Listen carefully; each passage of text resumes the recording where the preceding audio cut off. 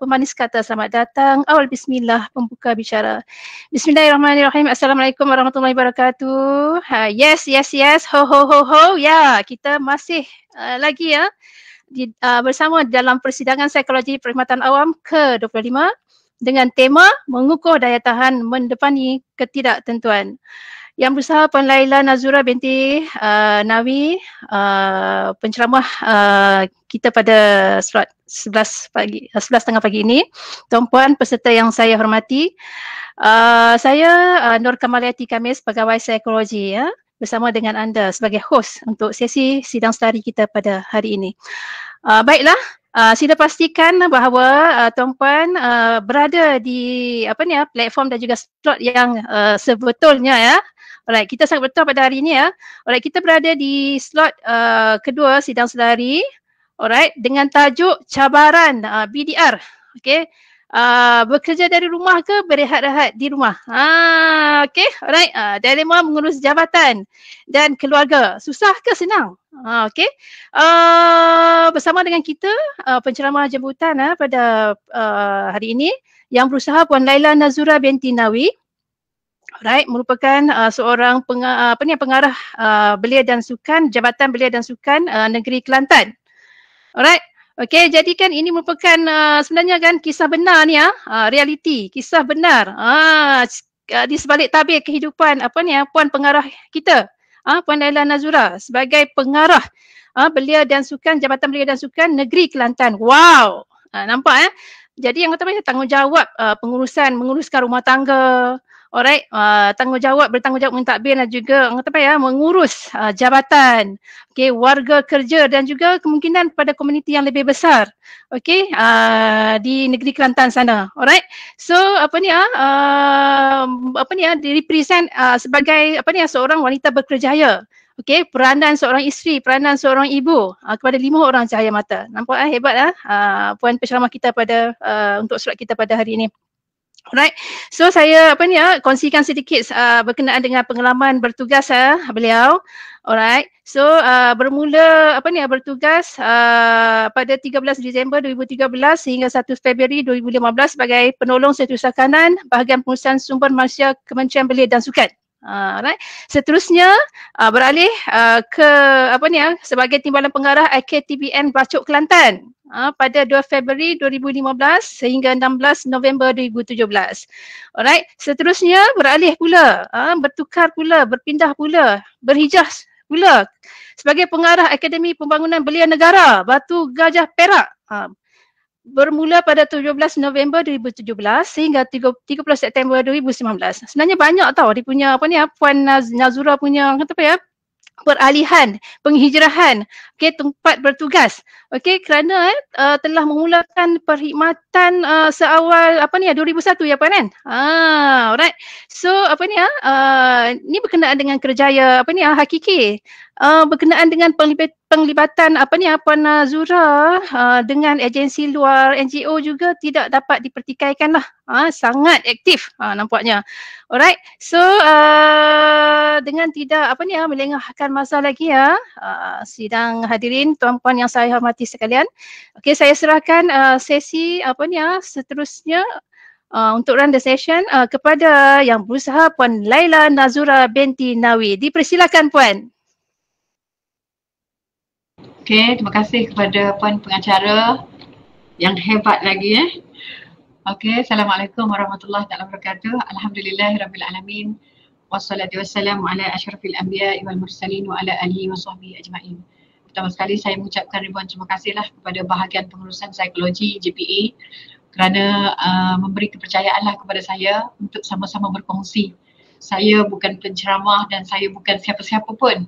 Saya hanya ketua jabatan biasa dan saya sebagaimana yang dimaklumkan oleh puan pengerusi tadi, puan pengacara tadi, saya juga merupakan sebagai seorang isteri, seorang ibu. Kita sama aja. Sama saja kita ni, tidak ada yang lebih bagi saya.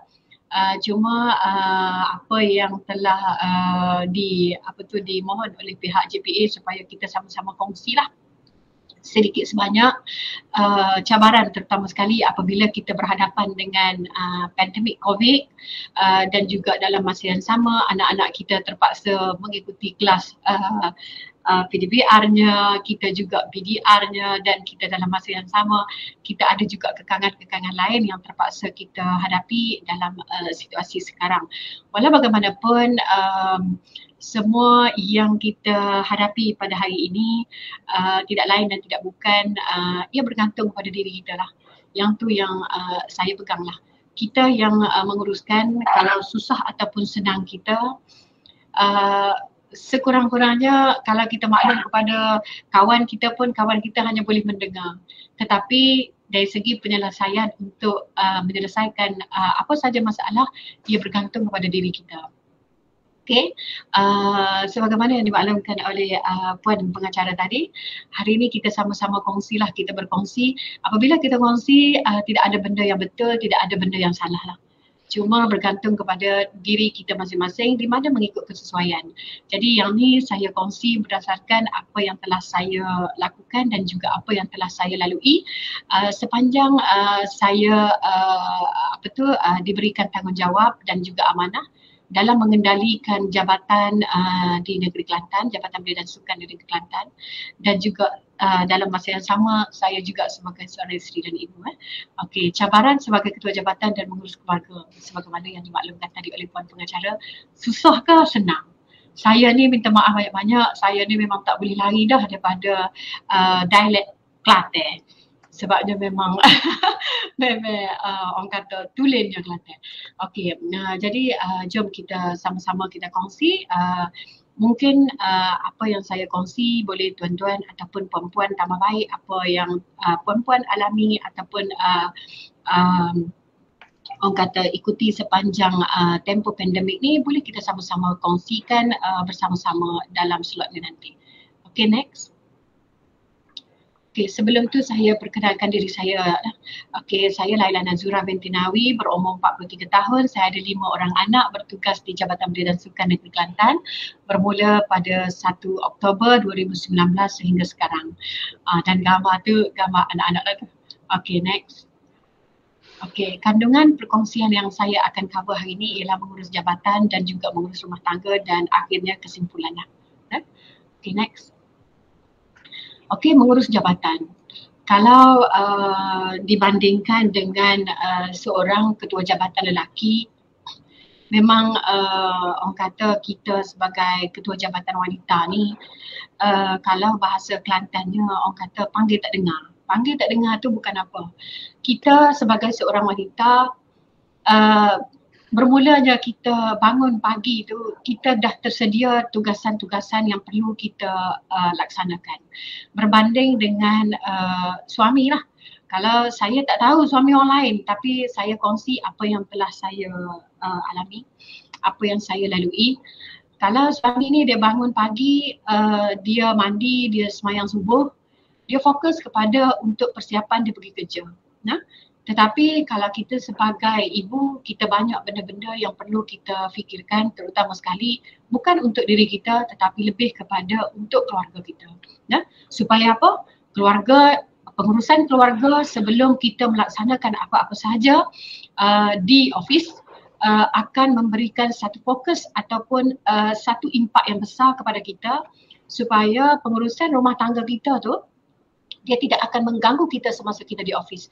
Contohnya, apabila kita bangun pagi, kita siapkan keperluan-keperluan di rumah supaya apabila kita meeting di office, kita tidak akan terfikir anak kita makan apa, suami makan apa, anak lapar ke, macam tu. Itu secara generalnya lah. Okey, kemudian mengurus jabatan. Mengurus jabatan, kalau saya sebagai ketua jabatan di Jabatan Belia dan Sukan Negeri Kelantan, sememangnya tidak boleh dinafikan lah. Memang kita terlalu orang kata berdepan dengan sibuk tu, memang orang kata tahap gaban lah sibuk tu.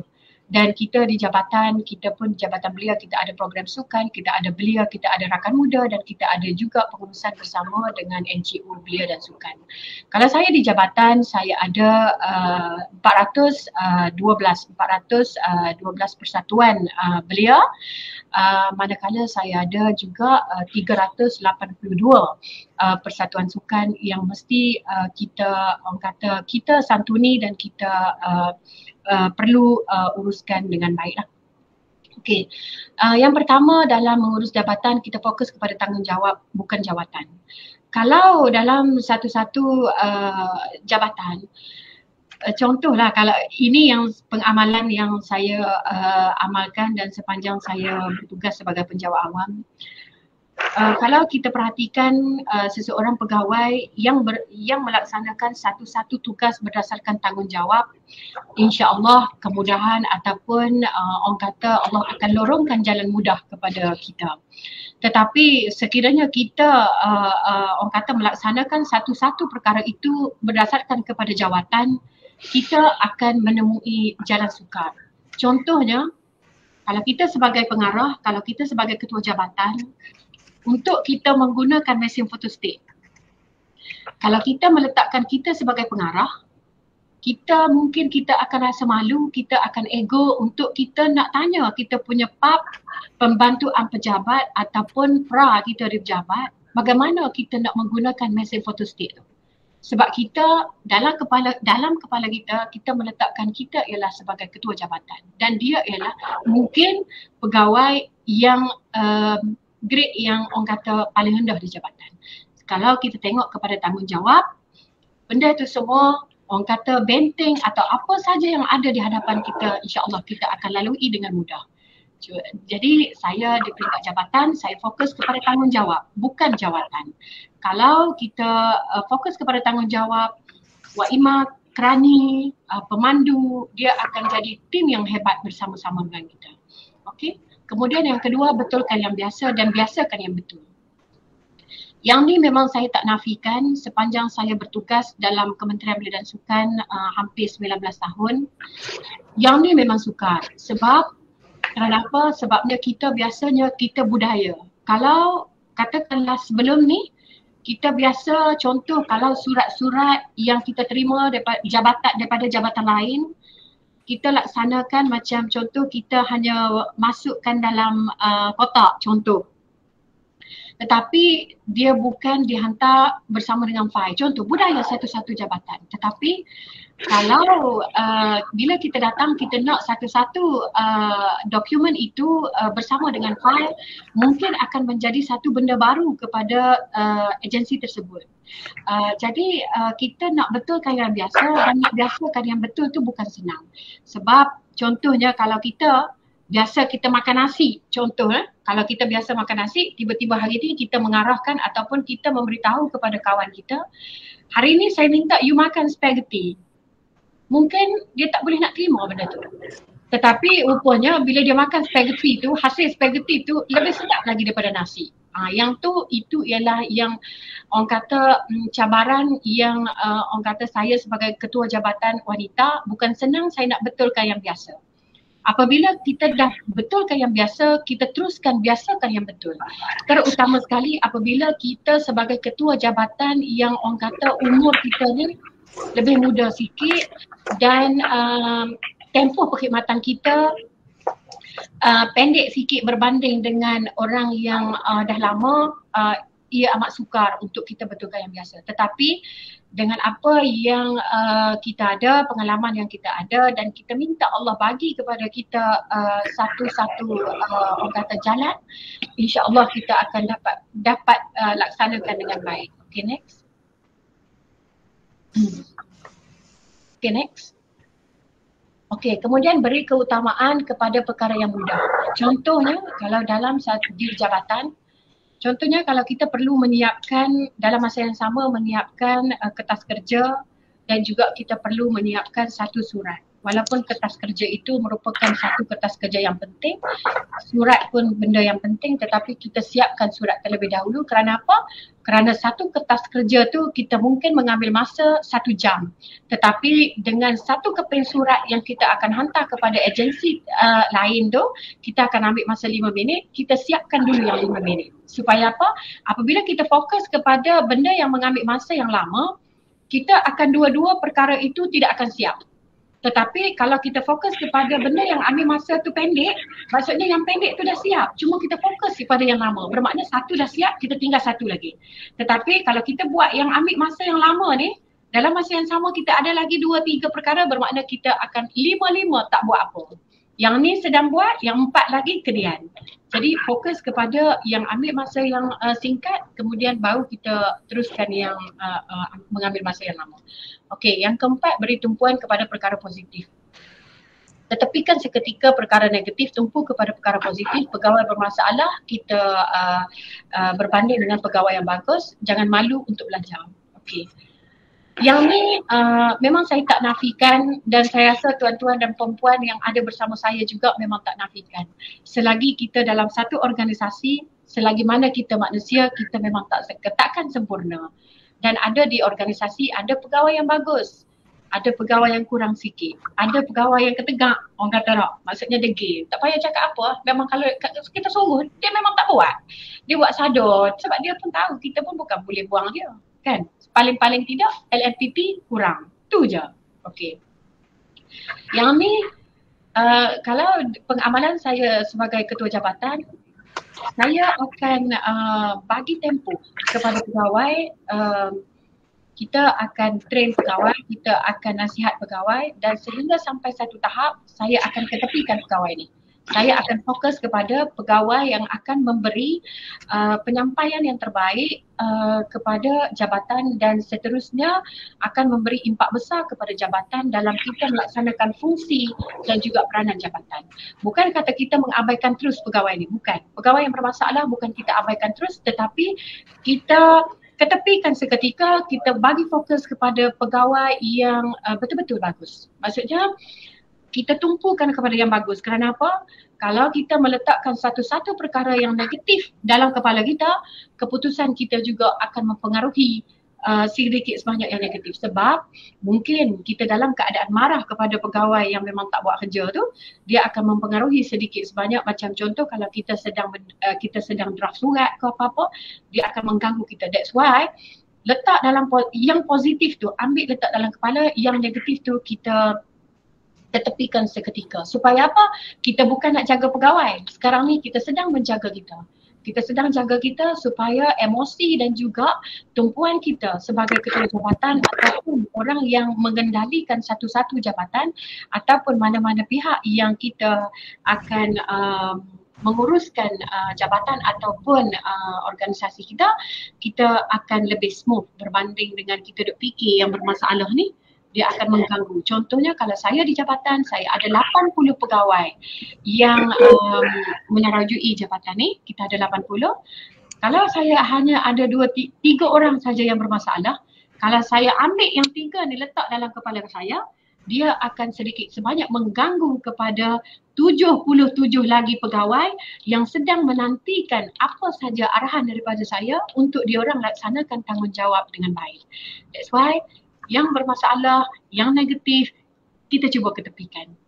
Okay, next. Kemudian elakkan mencari kesempurnaan tetapi berusaha ke arah kesempurnaan. Sebab apa? Sebab manusia ni memang takkan kita jumpa yang sempurna. Wa'imah suami kita sendiri pun, anak-anak kita sendiri pun, kita tidak sempurna. Tetapi apa saja yang kita buat, kita mesti menjurus ke arah kesempurnaan. Sebab kalau kita dengar ada istilah-istilah, orang yang tak buat apa-apa ni memang dia takkan buat silap. Betul tak? Bila dia duduk saja-saja, macam mana dia nak buat silap? Tetapi bagi pegawai yang bekerja, bila dia buat surat, mungkin ada surat-surat tu salah ejaan, ada huruf besar, huruf kecil, contoh. Tetapi kita tidak boleh melihat yang itu, kita melihat kepada kerja yang dilaksanakan tu. Dan Allah jadikan manusia itu bersuku-suku dan berbangsa-bangsa untuk kamu saling kenal. Ya, betul. Okay. Kemudian yang keenam, berani untuk berkata benar walau ianya pahit. Boleh atau tak boleh. Kita sebagai ketua jabatan, yang boleh kita cakap boleh, yang tak boleh kita kata tak boleh. Sebab apa? Kita bukan datang ke satu-satu organisasi, bukan datang ke jabatan untuk kita laksanakan benda baru, bukan. Penjawat awam, kerja penjawat awam dan perkhidmatan awam tu sendiri, hadirnya, wujudnya perkhidmatan awam tu sendiri, dia wujudnya bersama-sama dengan peraturan dan juga etika yang telah digariskan. Kita datang bukan untuk buat benda baru, cuma kita hanya kuat kuasakan apa saja arahan yang telah diarahkan oleh pihak kerajaan melalui GO, pekeliling dan surat-surat arahan dari masa ke semasa. Dan kalau kita nak tengok, kita kena tengok kepada tanggungjawab, bukan kepada hati, bukan jaga hati. Walau bagaimanapun dalam pekeliling, dalam arahan kerajaan, adanya peri kemanusiaan dan adanya pertimbangan. Di situ kita kena bijaklah. Kalau contohnya benda yang macam kata tak boleh, kita tak boleh lah. Macam contoh, kalau macam saya di jabatan contoh, mungkin saya ada kekosongan jawatan dan pegawai memohon kepada saya untuk tanggung kerja. Saya akan tengok. Walaupun tanggung kerja itu dibenarkan dalam peraturan berdasarkan kepada ketua jabatan, saya akan tengok siapa pegawai yang menanggung kerja. Kalau pegawai yang disuggestkan untuk tanggung kerja tu, kerja dia sendiri pun sikit, buat apa dia nak tanggung kerja? Itu maksud saya. Yang tu kita kata walaupun peraturan, tetapi dalam peraturan itu ada budi bicara, ada peri kemanusiaan dan ada pertimbangan yang perlu kita laksanakan dengan bijaksana. Okay, next. Kemudian elakkan lakukan perkara yang kita tidak suka pegawai kita buat. Contoh, makan di luar waktu berjabat. Contohnya kalau kita datang pukul 9, kita punch in pukul 9, kita tak suka pegawai kita makan di luar pada pukul 9. Dan pastikan kita sebagai ketua ataupun kita sebagai orang kata penyelia, kita jangan buat.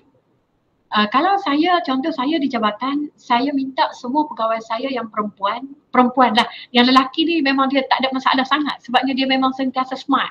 Dia memang macam gitu. Jarang kita tengok pegawai lelaki dia datang ke office dia pakai sandal ataupun dia pakai selipar. Memang dia akan pakai kasut. Mungkin walaupun baju dia tak mahal tetapi dia akan tie in. Walaupun kasut dia tak mahal tetapi dia akan berkasut. Tetapi pegawai wanita, dia datang dengan kasut, dengan selipar dia yang tinggi, yang merelip-relip kan. Saya tak ada masalah yang merelip-relip. Cuma saya minta kepada pegawai saya, bila datang ke office, mesti beretika sebagai penjawat awam, kena pakai kasut. Walaupun kasut itu harga RM5, kena berkasut. Berbanding dengan selipar yang harga RM4,000. Itu saya. Dan setiap pegawai saya mesti pakai name tag.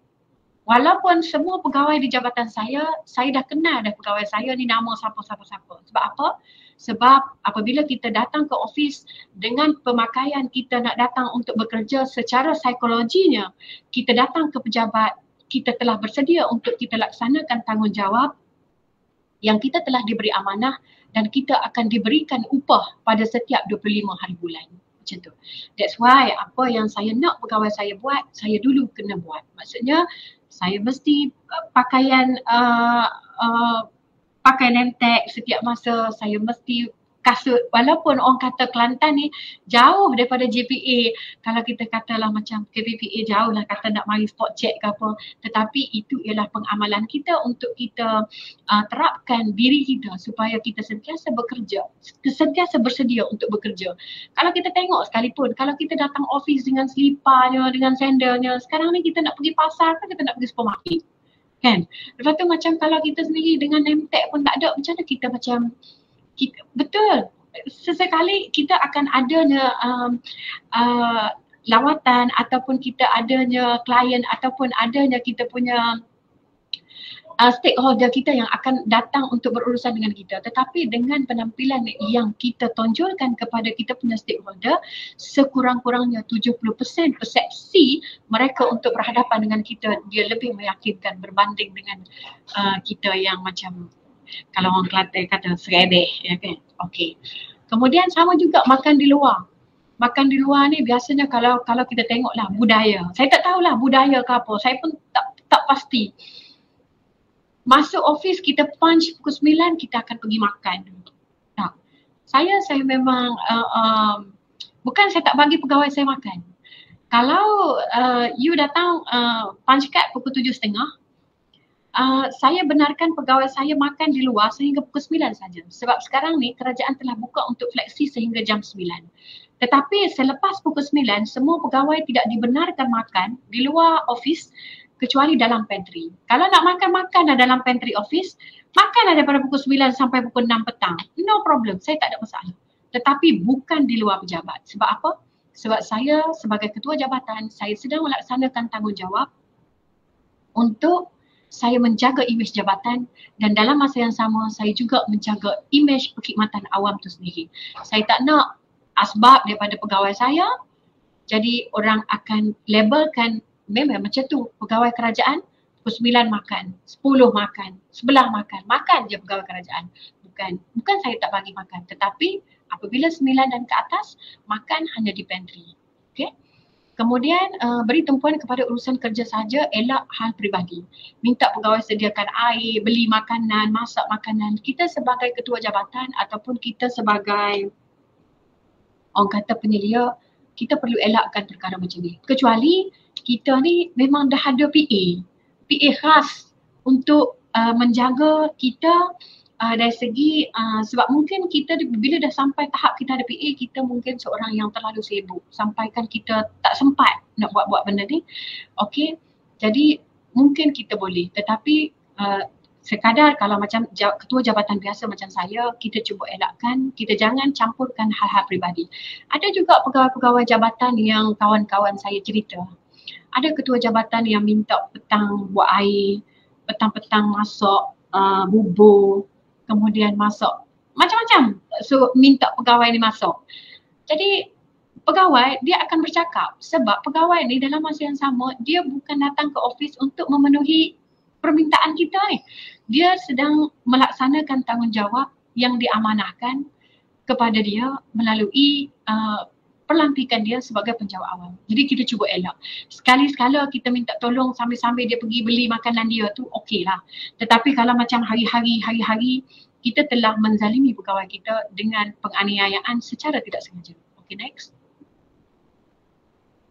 Kemudian banyak memberi daripada menerima. Saya bagi contoh, bos suka makan free. Benda free ni semua orang suka. Saya suka. Saya rasa semua orang suka benda free ni. Tetapi kita cuba elakkan, kita banyak memberi daripada menerima. Kerana apa? Apabila kita sampai di tahap kita ketua jabatan ataupun kita sebagai penyedia, kita memberi lebih baik daripada kita menerima. Sebab apa? Sebabnya anak-anak buah kita sedang menilai kita. Macam contoh, kita sebagai penyedia, kita hanya ada 2 mata saja untuk kita melihat 140 biji mata yang ada di bawah kita. Tetapi anak buah kita melalui katakanlah 70 yang kita perlu menyelia 70 pegawai. 70 pegawai dia mempunyai 140 biji mata. Mata 1 tengok kasut kita, mata 2 tengok kain kita, mata 3 tengok baju, mata 4 tengok hidung, mata 5 tengok jerawat, jeragat, mata 6 tengok lipstik, bagai-bagai. Cukup lengkap kita sebagai seorang ketua, lengkap sebagai kita seorang penyelia, dinilai oleh anak buah. Dan mata 140 tengok kita makan free, suka makan free. Bos apa? Jangan sampai anak buah kita menilai kita, bos bagi je nasi harga RM2, selesai. Kan? Sekali-sekali boleh, tetapi jangan sampai kita ni terlalu macam suka menerima berbanding memberi. Banyakkan memberi. Okey? Yang ke-10, permudahkan jadi pemudah cara, elakkan jadi pencipta ketekanan. Dalam kita melaksanakan apa-apa saja urusan di jabatan, pastinya ada sedikit sebanyak kekangan ataupun permasalahan yang timbul. Jadi pegawai, di peringkat pegawai, dia akan datang jumpa kita. Kita cuba elakkan, kita sebagai ketua, kita cuba elakkan, you selesai lah. Cuba elakkan perkataan tu. Sebab apa? Sebab kita perlu bersama-sama dengan pegawai supaya pegawai merasakan kebersamaan kita bersama.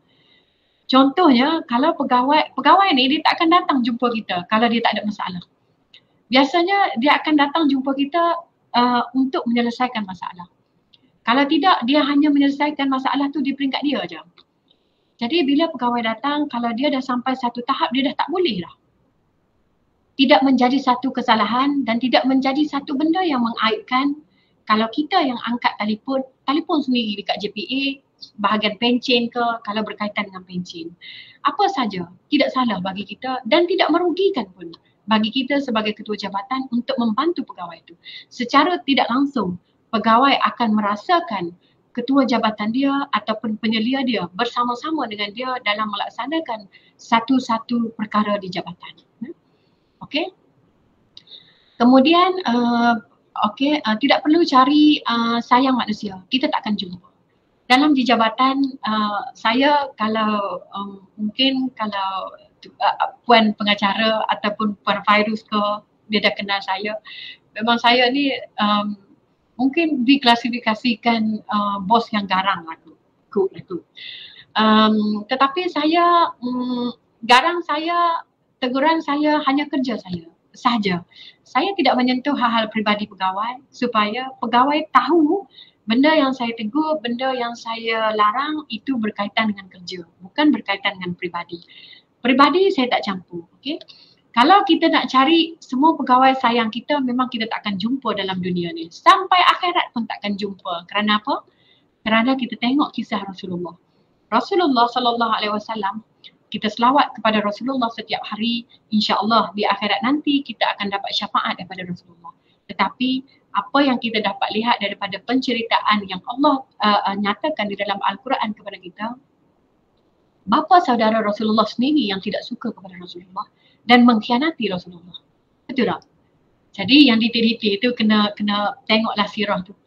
Dan di sini kalau kita tengok dalam satu-satu organisasi, kalau kita nak semua orang sayang kita, mana ada kita bekerja dengan bapa saudara kita? Betul tak? Mana ada bapa saudara kita yang bekerja bersama-sama kita, sama ada dia bos kita ataupun kita anak buah dia. Betul tak? Ataupun kita bos, bapa saudara kita ialah anak buah kita. Tak ada. Jarang berlaku sebegitu. Rasulullah sendiri pun dia sebagai utusan dan dia seawal 4 tahun telah dibelah dada dan dicuci oleh Allah. Dia adalah manusia maksum, tetapi bapa saudara dia sendiri pun tak suka pada dia. Sebab apa? Dan cerita yang Allah tunjukkan kepada kita bukan saja-saja, hanya untuk orang yang berfikir. Kerana apa? Kerana untuk kita nak cari sayang manusia ni memang takkan jumpa. Nah, manusia maksum pun ada juga orang tak suka. Ada juga orang yang racun Rasulullah, ada juga orang yang sihir Rasulullah, sedangkan dia ialah manusia maksum. Kalau kita selawat kepada dia pun, insya-Allah kita akan dijanjikan syurga. Kalau kita tengok pula kisah Nabi Yusuf, Nabi Yusuf, bapa Nabi Yusuf Nabi, tak seorang Nabi. Dan Nabi Yusuf sebagaimana yang kita tahulah, dia dikurniakan wajah yang cantik. Tetapi kalau kita tengok cerita yang Allah ceritakan kepada kita melalui Al-Quran dan juga sirah-sirah Nabi, adik-beradik Nabi Yusuf tu yang buang Nabi Yusuf dalam telaga. Betul tak? Kalau orang luar dia panggil telaga buta, kalau kita di Kelantan ni dia panggil telaga buruk. Jadi Nabi Yusuf tu disebabkan apa? Disebabkan bapa dia sangat menyayangi Nabi Yusuf, dan Nabi Yusuf dikurniakan oleh Allah wajah yang cantik, wajah yang tampan. Jadi di situ ada sedikit iri hati dan ketidakpuasan hati di kalangan adik-beradik, dan mereka telah bawa Nabi Yusuf dan buang Nabi Yusuf ke dalam telaga. Jadi itu adik-beradik sendiri tu. Adik-beradik sendiri yang buang tu. Jadi kalau kita di jabatan ni, kalau macam saya lah contoh, saya tak ada adik-beradik saya yang bertugas, yang bekerja bersama dengan saya. Kalau ada pun mungkin 1 atau 2, takkan sampai 80 semua adik-beradik saya. Jadi untuk mencari kesempurnaan bahawasanya kita nak macam kita sebagai penyelia ni semua orang sayang kita, memang mustahil.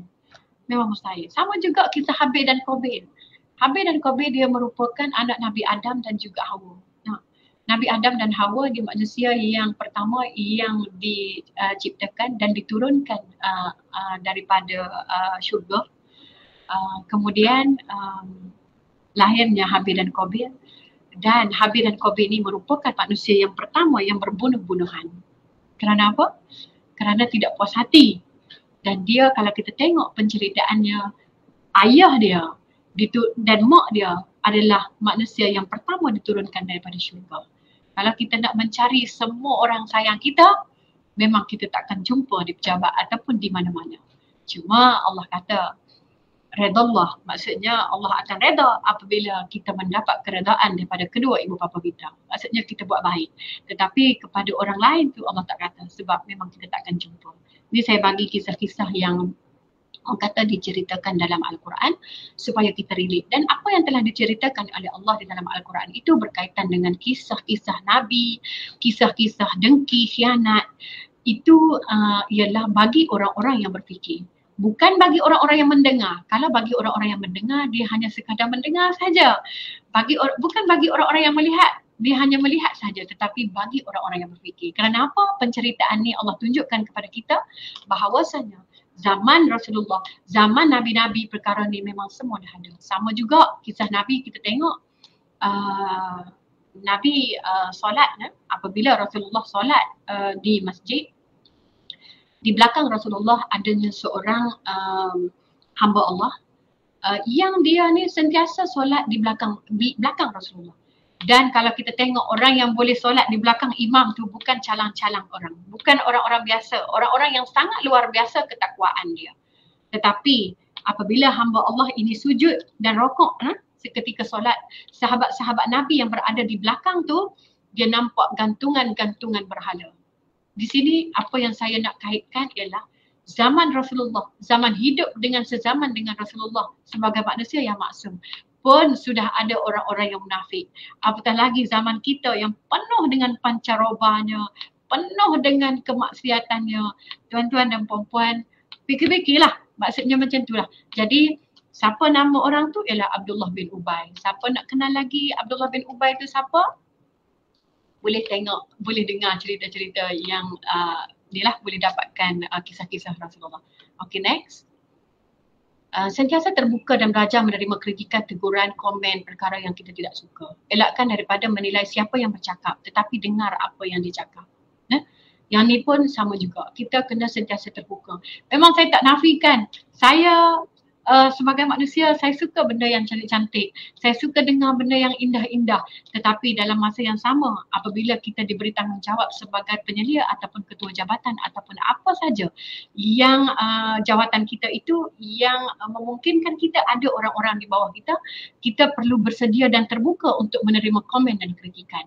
Dan pegawai-pegawai saya pun tak kira lah saya punya pembantu pejabat saya ke, kerani saya ke, alhamdulillah lah kalau dia orang nak tegur tu dia orang boleh tegur. Maksudnya saya terima je walaupun benda tu saya rasa macam dalam hati saya ni saya rasa macam terlalu pahit dengan apa yang dia orang tegur tu, tapi kita kena bersedia supaya apa? Kritikan dan cabaran itulah, kritikan, komen dan perkara yang kita tidak suka itulah akan menguatkan kita dan ia akan menjadi jalan mudah untuk kita terus maju dan maju. Kalau kita nak dengar benda-benda yang indah ni, maksudnya gitu je lah, setakat tu je lah kita. Okey. Kemudian elakkan daripada menilai siapa yang bercakap, tetapi dengar apa yang dia cakap. Walaupun kita di peringkat ketua jabatan, kita di peringkat penyelia pada satu-satu, kalau kerani kita cakap dengan kita satu-satu benda kita rasa macam dia ni macam nak mengajar kita. Elakkan kita buang tepi yang tu, kita ambil apa yang dia cakap. Bukan melihat kepada siapa yang bercakap. Walaupun dia tu kerani, kalau itu boleh memberikan orang kata kebaikan dan juga orang kata kepentingan kepada kita untuk terus kita majukan diri, tidak salah kalau kita ambil dan kita dengar. Okey, kemudian memberi kepada yang hak. Macam contoh overtime, TNT dan juga LMPT. Kalau kita tengok LMPT ni biasanya dia akan menjadi satu benda yang sensitif. Kalau bos suka, LMPT tinggi. Kalau sama juga overtime, kita minta pegawai kita bekerja tetapi bila diorang nak claim overtime punya susah kita. Tetapi kita cuba amalkan, kalau itu hak mereka, 4,000 ke sebulan, kita beri sebab itu hak mereka. Kita dah bagi mereka kerja, that's why apa yang hak mereka, yang mereka perlu tuntut, kita tuntut. Saya kalau di jabatan, mana-mana pegawai saya yang saya nampak memang dia bekerja lebih masa dan dia memang memberi tumpuan sepenuhnya kepada jabatan sehingga kan lewat malam ke apa-apa, balik lewat ataupun hari cuti pun datang office, Pegawai-pegawai seperti ni kalau dia tak tuntut overtime, saya akan buat satu surat untuk dia menyatakan penjelasan dan surat tunjuk sebab kepada saya kenapa dia tak nak buat overtime. Saya memang macam tu. Saya memang buat tu. Maksudnya saya tak nak, maksudnya dia telah memberikan perkhidmatan kepada jabatan yang lebih daripada kerja hakiki, tetapi kita sebagai penyelia kita macam menidakkan hak mereka. Kita perlu elakkan. Okey, kemudian LMPT, sama juga LMPT. Memberi kepada yang hak. Bukan memberi kepada yang bodek kita, tetapi memberi kepada yang hak. Kalau dia bodek, kalau dia bagi kita makan free hari-hari tetapi kerja dia out, jangan bagi markah tinggi. Sebab LMPT itu ialah nilaian prestasi. Bukan juga nilaian kepada orang nak pencen. Ada juga orang kata dengan saya ni dah nak pencen dah ni puan. Saya tak pernah dapat pekerja khidmat cemerlang. Puan kena bagi kat saya. Saya kata sorry, LMPT bukan untuk pekerja nak pencen, tetapi LMPT adalah untuk pekerja yang cemerlang. Kita kena ni lah, bukanlah saya nak ni kan, cuma saya kongsi lah ni. Okey, berhujah dengan fakta, jika tidak diam. Sama juga bila katakanlah anak buah kita ke datang ke di office ke apa-apa semua-semua, datang jumpa dengan kita, saya akan minta, kalau benda tu saya macam tak pernah dengar, saya tak tahu, saya akan minta. Mana pekeliling? Kalau tak ada, diam. Cari dulu. Baru panggil balik. Jangan kita berhujah atas dasar jawatan yang kita sedang sandang. Sebab dia sedikit sebanyak takut nanti akan menonjolkan kebodohan kita daripada kebijaksanaan. Yang tu kena jaga. Jangan mudah terberdaya dengan luaran. Saidina Umar Al-Khattab kata.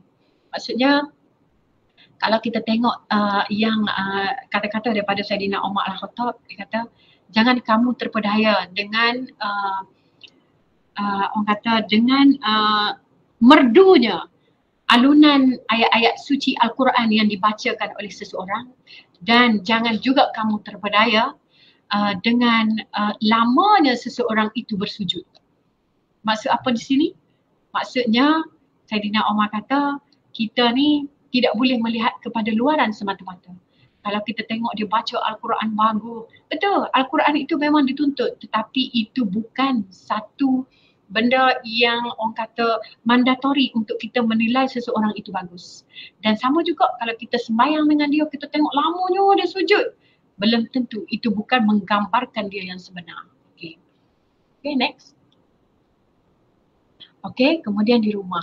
Yang di rumah ni yang macam apa tu, tak kira lah ketua jabatan ke, isteri ke, mama-mama ke, yang ni macam cabaran tak boleh nak cakap. Okey, yang pertama saya nak kongsi lah, di rumah jangan berebut jawatan dengan suami. Bila kita di jabatan, kita penyelia ke, kita ketua ke, kita apa ke, bila balik rumah, kita ialah isteri, kita ialah ibu kepada anak-anak. Bagi suami jadi ketua. Kalau kadang-kadang kita macam bila kita dah sibuk sangat, kalau macam saya lah, Jumaat Sabtu saya nak keluar. Husband saya bukan kata tak bagi, tapi kita tahu. Maksudnya sama juga tuan-tuan dan puan yang bersama-sama dengan saya hari ni, kita lebih kepada perkongsian. Saya bukan nak ceramah, saya bukan yang saya kata betul tak. Ini ialah perkongsian semata-mata.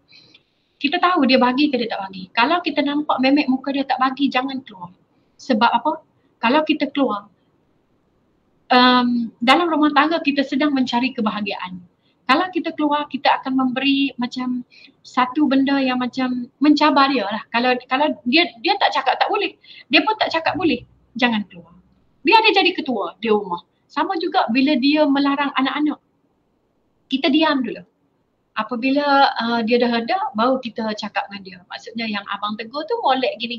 Tetapi tak bolehlah kata dekat anak macam ni, takut nanti kan. Macam contoh suami saya, dia selalu cakap dengan anak saya nombor 4 tu, Abang ni sedap abang pergi abang. Maksudnya sebab yang tu berisi sikit. Saya kata abang jangan terlalu kerap. Tapi bukan depan anak lah, jangan terlalu kerap kata dengan anak tu berisi. Saya takut nanti anak saya tu akan merasakan mungkin, aku ni gemuk ke? Adakah aku ni rasa macam rendah diri ke? Macam adik-beradik yang lain tu macam slim saja, tapi dia ni macam berisi sikit. Saya cakap dengan suami, abang kena kurangkan sikit yang macam abang berisi-berisi ni. Maksudnya macam tu lah kan. Maksudnya kita tak nak macam dalam masa yang sama kita bergurau, tetapi kita tidak tahu perasaan anak-anak kita. Maksudnya kita bagi suami jadi ketua. Okey, bantu suami tenang, makan minum dan masalah kongsi bila suami dah kenyang. Jangan kita balik-balik kerja, abang macam ni, macam ni, macam ni. Bukanlah, bukan jangan, maksudnya kita cuba elakkan. Kalau dia balik, bagi dia tenang. Bagi dia tenang, biar dia merasakan biar dia merasakan tekanan ataupun apa saja masalah yang dia ada di pejabat tu, bila dia sampai di rumah tu, benda tu dah tak ada dah. Bila dia dah makan semua-semua, baru kita nak cerita yang kita ke, nak cerita pasal anak ke, anak balik lewat ke, anak tak buat kerja sekolah ke, kita cerita. Tetapi dia dah kenyang dah. Bukan dalam keadaan dia lapar ataupun bukan dalam keadaan masa dia balik kerja dari rumah. Bila dia balik dari kerja tu. Tak. Okey. Kemudian sediakan makan minum suami dan anak-anak. Biar simple, janji ada. Yang ni memang kalau macam saya tidak bagus, saya macam sama juga puan-puan yang ada di dalam slot ni. Saya bukan, cuma keutamaan saya makan. Makan, minum, anak-anak dan suami. Saya bangun pagi, selepas solat subuh semua-semua, saya akan pastikan breakfast wajib. Sebab anak-anak saya dan suami, dia akan mengambil breakfast yang bukan kata roti bakar, jam, bukan. Dia akan makan mi ke, mi goreng ke, ataupun bihun ke, benda-benda yang berat, nasi goreng ke. Pastikan, maksudnya kita cuba buat yang tak apa, simple pun tak apa. Janji seawal pagi anak-anak dan suami tu, bila dia bangun saja, dia mandi, dia dah relax, dia nak turun pergi kerja, maksudnya makanan tu kita dah sediakan. Yang ni saya tengok apabila suami dan anak-anak kita sediakan makan, dan apabila dari segi makan minum mereka itu bukanlah kata terabai, maksudnya kita jaga, alhamdulillah yang lain-lain tu dia akan follow dengan mudah. Anak-anak pun sama, macam mereka kena ada PDPR. Kalau dia bangun pagi seawal jam 8 dia kena PDPR, tetapi dalam keadaan perut dia yang kosong, macam mana dia nak PDPR? Dan dia akan secara tidak langsung dia akan mengganggu kita yang BDR juga. Tetapi bila dia dah kenyang, dia menghadap komputer ke, dia menghadap laptop ke, tak ada masalah. Dan saya sebenarnya kalau ikut saya di rumah, PDPR, saya tidak memaksa anak-anak saya. Saya tidak memaksa. Sebab apa? Saya bukan menjaga anak saya sedang menjaga saya. Saya sedang menjaga emosi saya. Nah, kalau kita tengok, yang keempat tu, buat ikut kemampuan, jangan paksa. Sama juga. Apa saja, macam contoh breakfast ke apa-apa, kita cuba buat tetapi jangan memaksa. Kalau kita tengok, kenapa si A tu dia boleh masak mi goreng, dia boleh masak ni. Jangan. Kita buat ikut kemampuan kita. Kalau kita mampu hanya kita nak goreng nugget saja dan kita buat air saja untuk keluarga kita, itu saja. Jangan kita cuba jadikan orang lain sebagai model ataupun idola yang akan memberi kesan yang tidak baik pada diri kita. Sebab kemampuan manusia itu berbeza-beza. Nanti kalau kita buat benda tu buat ni, sebenarnya kita dah penat dah, betul tak? Jadi dia akan ada kesan lain pula. Okey, kemudian contoh sama juga, buat ikut kemampuan, rumah bersepah, tenang sapu, penat rehat dulu. Sama juga, kita balik kerja, rumah kita bersepah, betul tak? Kita rasa macam Allah sedihnya. Jangan buat lagi, naik rehat dulu, mandi, solat semua-semua. Apabila kita dah tenang, baru kita buat. Rumah kita, bukan rumah orang lain. Biar bersepah rumah kita. Bila kita dah tenang, bila kita dah okey, kita buat. Sebab apabila kita buat dalam keadaan marah, dia akan memberi kesan kepada seluruh isi rumah. Jadi kita yang akan menonjolkan ataupun kita yang akan ciptakan aura-aura negatif tu kepada ahli rumah kita. Biar rumah kita bersepah, rumah kita pun. Bukan kalau tetamu datang dengan keadaan rumah kita bersepah, biarlah. Kadang-kadang tetamu ni dia datang, kita pun tak jemput, betul tak? Kalau kita jemput, betul kita akan clearkan rumah kita cantik-cantik. Tapi bila dia datang tanpa kita jemput, biarlah dia tengok seadanya lah. Sebab kita bukan nak jaga orang lain, nak jaga kita. Nah, okay, next. Kemudian fokus anak-anak pada perkara utama, solat, Al-Quran dan lain-lain. Setiap orang tak sama. Sama juga bila kita pandemik sekarang ni, anak-anak dengan PDPR, kita dengan BDR. Dalam BDR tu kita ada meeting, kita ada macam-macam. Tetapi kita fokus kepada utama. Kalau macam contoh saya akan fokus anak saya solat Al-Quran sahaja. Solat dan mengaji saja. Kalau dia tak buat PDPR, itu bukan keutamaan bagi saya. Sebab kalau saya tanya dia tak buat, saya akan jadi macam geram dah. Bila geram tu, dia akan sedikit sebanyak akan mengganggu saya punya emosi. That's why saya akan fokus kepada solat, Al-Quran dan PDPR dia tu saya akan tanya dah buat. Dia kata buat. Saya tak check dah. Sebab saya sedang menjaga saya. Sebab kita tak sama. Kita bekerja dengan suri rumah tak sama. Jadi diri sendiri. Jangan cuba nak jadi orang lain. Yang ni sangat penting. Kalau kita nampak jiran kita beli kursi baru, kita tak payahlah nak beli kursi baru. Walaupun kita mampu, kalau itu bukan keperluan, kita cuba elakkan. Jadi diri kita. Tak perlu nak jadi orang lain. Kalau kita macam ni lah kita. Sebab apabila kita ingin menjadi orang lain, tanpa kemampuan yang kita ada, ia akan memberi tekanan kepada kita. Dan tekanan tu akan menyebabkan kita punya isi rumah dan kita punya anak-anak pun akan turut terkesan. Okey, kemudian jangan impikan bulan dan bintang. Cari bahagia dengan apa yang kita mampu capai. Contohnya macam saya maklum tadi lah. Kalau kita rasa macam bila kita sampai kat rumah, kita rasa macam keutamaan bagi kita ialah makan anak-anak kita. Okey, makan. Kalau kita rasa bila balik rumah keutamaan bagi kita dan anak-anak suami kita ialah pakaian ke apa-apa, kita fokus kepada benda tu.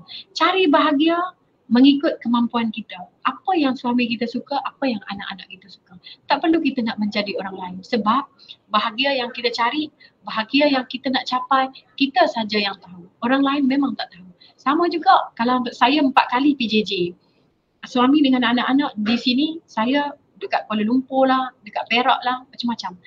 Jadi saya cakap dengan suami saya kata, bang, dalam hidup akan ada kos melepas. Kalau kita terima pangkat, suami, anak-anak akan jauh. Kalau kita menolak, kita boleh duduk bersama. Tetapi kita, maksudnya pangkat tu, kita tak dapat lah. Dalam hidup ni, tidak semua yang kita nak, kita akan dapat. That's why, kebahagiaan yang kita cari tu pun, sama juga. Kita yang menentukan macam mana kita nak bahagia. Tak payah jadi orang lain. Jangan bagi tekanan pada diri kita. Okay? Kemudian, sama juga utamakan perkara masa yang pendek tadi berbanding yang panjang. Sama juga kalau masak tu 5 minit, masak dulu. Bangun pagi tengok bersepoh semua-semua kat rumah, abaikan dulu. Masak dulu. Kalau masak tu boleh masak nugget tu dalam masa 5 minit, buat nugget, goreng nugget dulu 5 minit. Lepas tu baru mop lantai, sapu lantai semua-semua, kemudian jemur kain, basuh kain, terpulang. Tetapi pastikan benda yang mengambil masa yang pendek tu dulu kita utamakan. Supaya apa? Supaya semua benda tu kita boleh cover dalam masa yang sama. Okay, next. Kemudian sesungguhnya Allah tidak akan mengubah nasib sesuatu kaum itu kecuali kaum itu sendiri yang mengubahnya. Surah Ar-Ra'd ayat 11. Sama juga. Tidak ada siapa. Kalau kita, macam contoh saya kata tadi, saya PJJ. Saya cerita dengan kawan saya Puan Nur Hafizah. Dia kesian je kat saya. Maksudnya dia kesian kat hang, dia kata. Tapi dia tak boleh buat apa. Dan kalau kita berguling sekalipun, paling-paling tidak kawan-kawan kita, pegawai-pegawai kita, oh sedih. Macam tu je. Tetapi siapa yang akan membahagiakan diri kita? Siapa yang akan pastikan kita bahagia? Bukan orang lain. Memang kita yang kena pastikan, kita yang menentukan sama ada kita nak pilih jalan mana. Kalau kita tonjolkan kesedihan kita, tonjolkan apa saja masalah kita, tak ada siapa yang boleh selesai. Kita mohon dengan Allah dan Allah bagi jalan, hanya kita saja yang boleh menentukan jalan mana yang kita nak pergi. Okay, next. Okay, kesimpulan, fokus kepada tanggungjawab. InsyaAllah ikhlas akan muncul dan insyaAllah kita mohon juga redha Allah akan bersama-sama dengan kita. Cemerlang kita bukan pada kita tetapi pada orang lain yang menilai. Kita tak payahlah nak kata kita ni hebat, kita ni bagus, kita ni pegawai yang bagus. No. Kita bukan cukup bagus kalau kita yang menilai kita bagus. Tetapi bagus ataupun hebatnya kita dinilai oleh orang lain yang melihat kita dan menilai kita. Okey, ular menyusuk akar takkan hilang bisa dia. Maksudnya walau tinggi mana kita, walau hebat mana jawatan kita, berpuluh-puluh title yang kita ada. Tapi kalau kita menyantuni orang bawah, kita tidak sombong dengan orang, maksudnya kita tidak akan hilang pembisa kita, pangkat kita tidak akan hilang, semua tidak akan hilang. Kita pilihlah sama ada untuk kita baik ataupun kita nak bersombong. Cari kebahagiaan mengikut cara kita, sesuaikan dengan diri kita. Tak payah jadi orang lain. Kalau suami kita dia suka makan ikan rebus, ikan rebus di Jahudu. Tapi jiran kita suami dia suka makan unta. Tak payah nak jadikan masa unta untuk suami kita. Sebab suami kita suka makan ikan rebus je pun. Ikan rebus tu ikan apa? Ikan kukus. Kalau orang luar kata, saya ni ikan rebus. Jadi tak payah nak jadi orang lain. Cari kebahagiaan mengikut cara kita, bukan cara orang lain. Gapai yang indah ke tepi yang kurang. Ambil yang baik-baik saja, yang positif saja, yang ni tinggal je. Kemudian jangan fokus pujian manusia. Jika kita dapat bonus. Kita buat satu-satu benda, jangan kita mengharapkan pujian. Jangan kita elakkan daripada orang memuji kita, berterima kasih kepada kita, penghargaan kepada kita. Tak perlu. Tetapi kalau kita dapat penghargaan itu ialah bonus. Dan nescayalah insya-Allah apa saja yang kita buat dengan ikhlas, dengan tanggungjawab, Allah akan hadirkan jalan mudah untuk kita. Okey, dalam hidup tak semua yang kita impikan kita akan dapat. Yang ni yang macam saya maklum tadilah, kita akan ada kos melepas, ada yang kita dapat, ada yang kita tak dapat. Okey, kemudian kita merancang, Allah juga merancang. Dan sebaik-baik perancangan ialah Allah.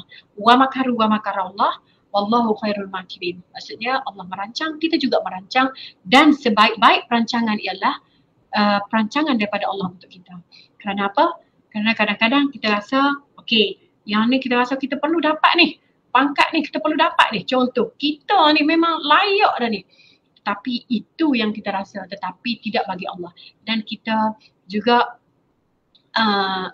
kita digalakkan lah, kita berdoa supaya Allah bagi kepada kita apa yang terbaik bagi Allah untuk kita. Bukan terbaik bagi kita, tetapi terbaik bagi Allah untuk kita. InsyaAllah apa saja kerja buat kita, Allah akan bersama-sama kita untuk lorongkan jalan mudah. Okey, yang seterusnya perkara yang kita rasakan terbaik belum tentu terbaik bagi Allah untuk kita. Yang ni Al-Baqarah ayat 216. Okey, jangan harapkan kejayaan tanpa usaha. Kita tak buat apa-apa. Kita duduk di pejabat, kita tukang sains juga je pun. Pegawai tulislah apa serba mak nikah dalam kertas tu, dalam sekeping kertas, kita tukang sains je. Kita baca pun tak. Tetapi kita mengharapkan organisasi kita gah, organisasi kita hebat, organisasi kita dikenali. Kita jangan mengharapkan kejayaan tanpa usaha. Anak buah memang dia buat kerja dia, tetapi kadang-kadang yang dia buat pun kita perlu ada tanggungjawab kita. Maksudnya kita perlu semak, kita perlu ada idea-idea daripada kita untuk apa? Untuk kita melonjakkan imej dan juga perkhidmatan awam kita sebagai kita orang yang telah diberi tanggungjawab dan juga amanah. Kemudian yang ke-11, banyakkan doa, terutama sujud akhir. Minta Allah bantu dalam setiap urusan. Dalam sujud akhir kita tu, setiap kali kita solat bagi yang Muslim, bagi yang bukan Muslim, mengikut agama masing-masing, di akhir kita solat tu, sujud terakhir kita tu, kita minta dalam hati, apa saja kita minta. Maksudnya minta Allah permudahkan segala urusan kita, terutama sekali kita wanita di pejabat dan di rumah. Minta Allah beri kejayaan kepada kita bukan saja di dunia dan juga di akhirat. Minta segala-gala, minta anak yang baik. Minta Allah lembutkan hati anak-anak kita, hati suami kita. Minta semasa sujud terakhir. InsyaAllah sujud yang akhir itu adanya mustajab doa di situ. Kalau pengamalan saya, masa sujud akhir, Allahumma ja'alni, saya baca, ya Allah, masa sujud terakhir saya, memang saya amalkan daripada sekolah lagi. Ya Allah, ajarlah kepada aku apa yang aku tidak tahu dan kembalikan kepadaku apa yang aku lupa. Yang tu memang saya amal lah. Tapi kalau kita boleh baca dalam bahasa Arab, baca kuat pun tak ada masalah. Tetapi kalau kita tidak boleh baca, memadai kita baca dalam hati. Okey, kemudian yang ke-13, yang ni jika terjaga di malam hari, tidak mampu solat, adalah doalah walau sesaat agar suatu hari nanti Allah bagi kekuatan kepada kita untuk kita bangun solat. Dan ni samalah bila kita kadang-kadang kita tidur pukul 3, pukul 4 pagi, kita terjaga. Mungkin kita nak ke bilik air ataupun sebagainya lah. Dan kalau kita tidak ada kekuatan untuk kita bangun untuk tahajud, tak apa, tidak menjadi satu kesalahan pun. Tetapi ambillah ruang masa pada waktu itu Allah kejutkan kita untuk kita berdoa. Bukan apa, bukan untuk orang lain, tetapi untuk kita minta Allah permudahkan segala urusan kita, terutama sekali kita sebagai ketua jabatan perempuan yang berada di jabatan, dan juga dalam masa yang sama kita juga isteri, kita juga ibu. Memang kita saya rasa macam yalah, tak boleh nak banding lah kita dengan lelaki ni, sebabnya lelaki memang dilahirkan dia sebagai seorang pemimpin dah, dan kita ni pun di rumah kita ada lagi benda-benda yang perlu kita siapkan. Kalau saya pernah senarai daripada saya bangun pagi sampai saya tidur malam, saya ada 25 perkara benda nak buat. Daripada last kali biasanya kita akan jemur kain. Sebab kalau di rumah hari-hari ni kita akan kalau macam di rumah saya lah, kain tu kita akan basuh malam ni, balik kerja malam. Kemudian esoknya kita angkat yang kita basuh malam ni, kemudian gitu. Kalau tidak, kalau seminggu sekali tergelar rumah. Okey, yang tu sama saja macam saya maklum tadi, mengikut kemampuan masing-masing, mengikut keselesaan masing-masing, sebab kebahagiaan yang kita cari bukan sahaja kebahagiaan dalam rumah tangga kita, tetapi kita juga nak bahagia dan juga nak sukses semasa kita berada di jabatan. Okey. Saya rasa okey, next. Okey, dan pengalaman adalah guru yang paling berharga dan satu-satunya sumber pengetahuan adalah pengalaman. Yang ni kalau kita tengok base pada apa yang saya kongsikan hari ini semua berdasarkan kepada pengalaman lah. Saya sebabnya apa yang saya kongsikan untuk kita mentadbir di jabatan, untuk kita mentadbir di rumah tangga, kalau kita masuk universiti berapa belas tingkat, 17 tingkat sekalipun dia tidak ada. Mungkin teori-teori itu adalah sikit-sikit, tetapi pengamalan ataupun pengalaman yang kita lalui itu dia menjadi satu orang kata sumber pengetahuan yang besar bagi kita. Okey. Okey, yang ni saya saja kongsikan resipi Mama Sibuk. Ni sebab saya seorang memang saya seorang pegawai kerajaan yang saya rasa macam terlalu sibuk, terutama sekali bila di Kelantan ni kita jaga ni lah. Okey. Jadi di sini ada di YouTube saya ada kongsikan resipi-resipi macam campak-campak jadi je. Campak-campak jadi je. Jadi saya kongsilah juga di sini untuk resipi mama-mama sibuk ni, tak payah nak pening-pening kepala, nak ni nak complicated sangat, nak masak susah tu susah. Jadi saya ada kongsikan, nanti boleh tengok. Okay, next. Ni saja yang ni iklan. Okey, saya rasa itu saja perkongsian saya. Saya minta ampun, minta maaf sekiranya sepanjang saya kongsi apa yang saya lalui sebagai ketua jabatan dan juga sebagai ibu dan isteri di rumah, ada yang terguris hati. Sesungguhnya apa yang baik itu datang daripada Allah Subhanahu Wa Taala dan yang kurang itu daripada kelemahan saya sendiri. Sekian, wabillahi taufik wal hidayah. Wassalamualaikum warahmatullahi wabarakatuh. Saya serahkan kembali kepada Puan Pengacara. Oh, nampaknya kan berbagai-bagai tips sebenarnya. Saya sebenarnya kan asyik mendengar ya. Banyak sekali tips yang Puan Laila Nazura kita kongsikan. Alright. So Puan, suka saya nak share antara input dan juga komen daripada peserta-peserta kita.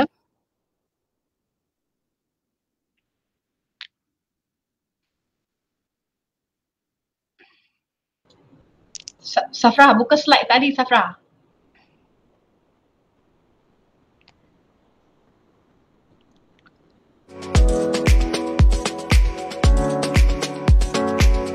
Slide tadi.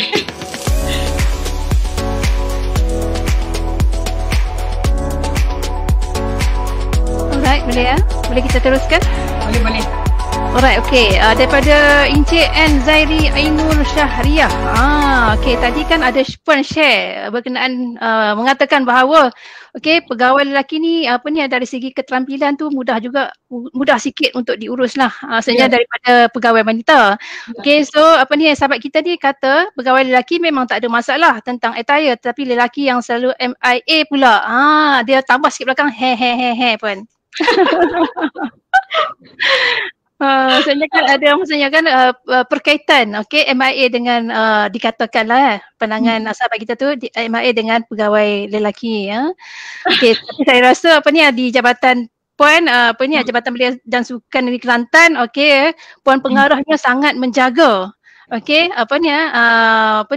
keluar masuk pejabat. Tadi dinyatakan start daripada 7.30 ke 9 dibenarkan untuk bersarapan di luar dan sebagainya lah ya. Alright Puan. So mungkin ada sikit lah mungkin saya boleh bertanya kepada Puan berkenaan dengan BDR pegawai bekerja dari rumah dan juga kita Puan sebagai ketua jabatan dan juga penyedia. Dikatakan ketua jabatan penyedia perlu mengambil peluang untuk memberi kuasa dan kepercayaan kepercayaan kepada anak buah untuk mengurus jadual kerja yang telah dipersetujui pasti dibincangkan terlebih dahulu. Tapi saya rasa maksudnya kan kita sebagai puan, sebagai ketua jabatan mesti ada rasa-rasa macam boleh ke anak buah saya nak meet nak mencapai pencapaian. Kita kan ada SKT yang telah disenaraikan so macam mana puan berkenaan dengan tu? Bagaimana pandangan puan? Maksudnya kan kita percaya kebolehmampuan anak buah kita berkhidmat, memberi membuat tugasan walaupun BDR. Okey, terima kasih Puan Camelia. Sebenarnya kalau saya tengok berdasarkan kepada saya di jabatan bukan kata kita tidak memberi kepercayaan. Tetapi apabila pegawai BDR ni tak semua, maksudnya macam mana saya nak cakap, maksudnya tidak semua yang outcome tu dia akan dapat sebagaimana apabila dia berada di pejabat. Contohnya bila BDR, walaupun kita ada mesyuarat kan, walaupun kita secara online, tetapi hasil yang kita perolehi berbanding pegawai yang ada di jabatan ni, dia berbeza lah puan. Dia berbeza. Sebab apa? Sebab banyak bahan-bahan rujukan dia kebanyakannya berada di jabatan. Kemudian bila pegawai BDR, dia banyak faktor-faktor lain lah kan. Mungkin anak kan. Disebab itulah macam anak pun dalam masa yang sama PDPR. Jadi kalau saya tengok di jabatan saya tidak ada masalah. Pegawai, bila saya bagi pegawai tu BDR, biasanya saya tak ganggu, saya tak kacau. Biasanya saya tak ada ni lah. Cuma kalau pegawai tu BDR, contohnya dari segi penyediaan surat ke semua pegawai yang berada BDR tu dia akan laksanakan sebagaimana biasa. Dan dia akan hantar kepada pegawai yang ada di pejabat untuk meneruskan macam contoh print ataupun apa-apalah. Dan apabila kita di peringkat ketua jabatan ataupun penyelia untuk kita menyemak, kita akan hantar balik. Dia akan sedikit sebanyak akan memberi ni jugalah puan. Dia bukan, saya kalau puan tanya saya, BDR ni saya macam di jabatan saya yang BDR ni puan, saya pemandu. Pemandu tu memang hari-hari BDR, hari-hari dia tak ada penggiliran. Saya kira macam pemandu ni bila saya ada keperluan, baru kita akan panggil dia datang. Kita akan tengok kepada dia punya jawatan dan juga fungsi ataupun peranan pegawai itu sendiri. Bukan kata semua lah. Kita buat macam tu. Tapi walau bagaimanapun, kita masih lagi terikat dengan arahan yang dikeluarkan oleh pihak JPA. Kalau macam saya sekarang ni 80-20. Tapi 20 tu pegawai-pegawai yang orang kata tidak, kalau dia BDR pun tidak akan tidak akan memberi kesan sangat kepada jabatan. Alright.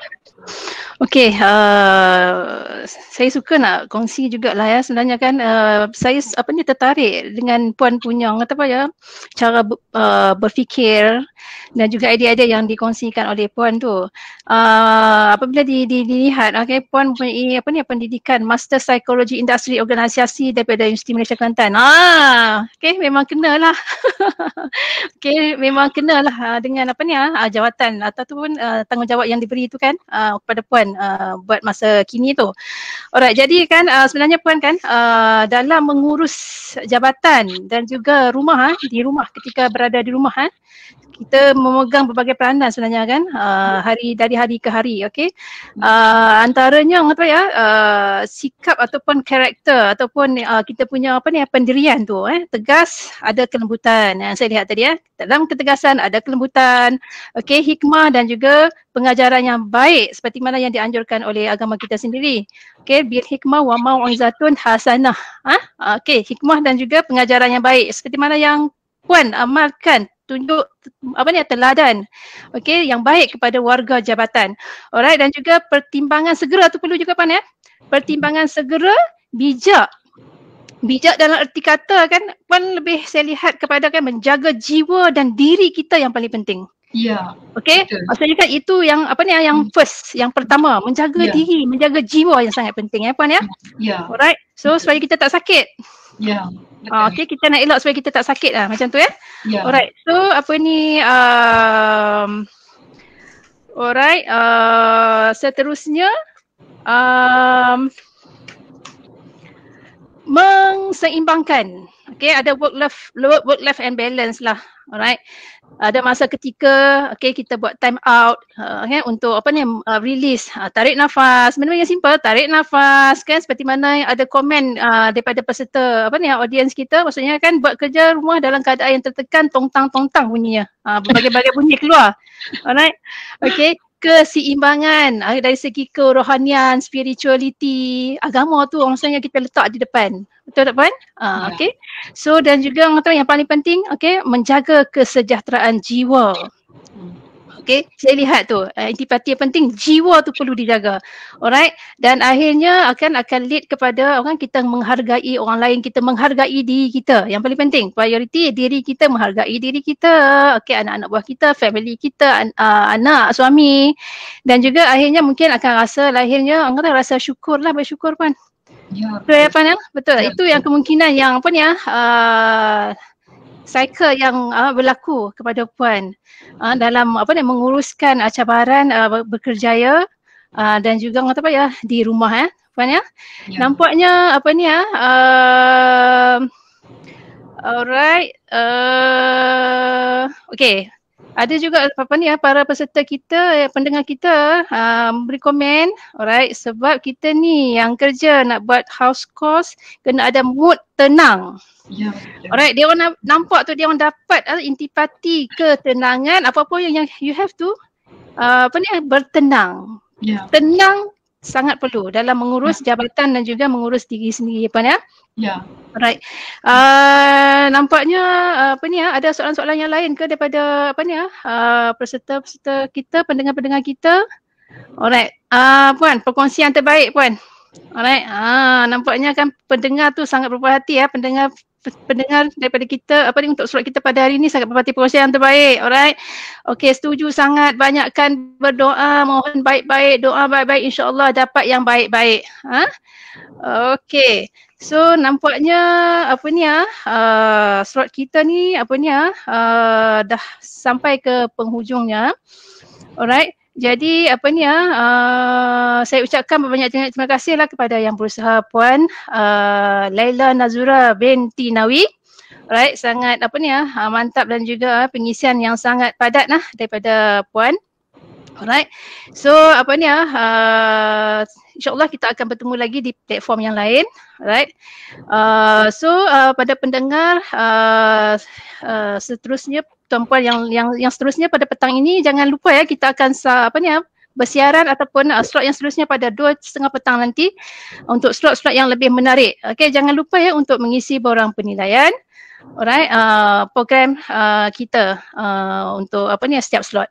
Alright, jadi saya sudahi dengan ucapan wabillahi taufiq wal hidayah. Wassalamualaikum warahmatullahi wabarakatuh. Waalaikumsalam warahmatullahi wabarakatuh.